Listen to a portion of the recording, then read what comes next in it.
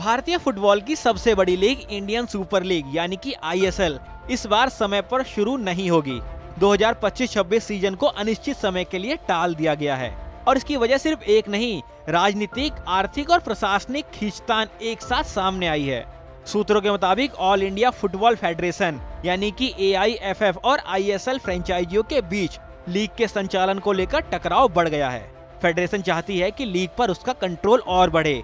वहीं क्लब मालिकों का आरोप है कि निवेश और टीम प्रबंधन में उनकी राय को नजरअंदाज किया जा रहा है। इसके साथ ही आर्थिक दबाव भी सिर उठा चुका है।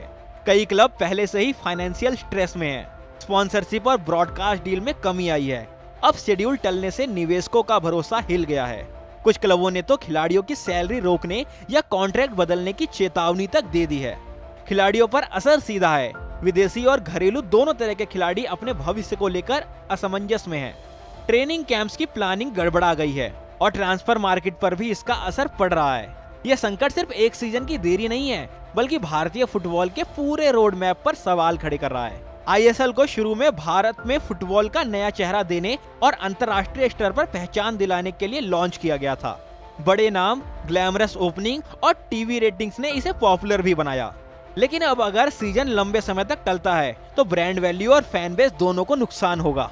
AIFF और ISL प्रबंधन के बीच बातचीत जारी है, लेकिन अभी तक कोई ठोस समाधान सामने नहीं आया है। फुटबॉल फैंस अब सिर्फ यही उम्मीद कर रहे हैं कि दोनों पक्ष अपने मतभेद जल्द सुलझाएं और मैदान पर खेल लौटे, वरना यह भूलचाल भारतीय फुटबॉल के सपनों को लंबा झटका दे सकता है। हालांकि आपका इस पर क्या मानना है, बताइए कमेंट सेक्शन में।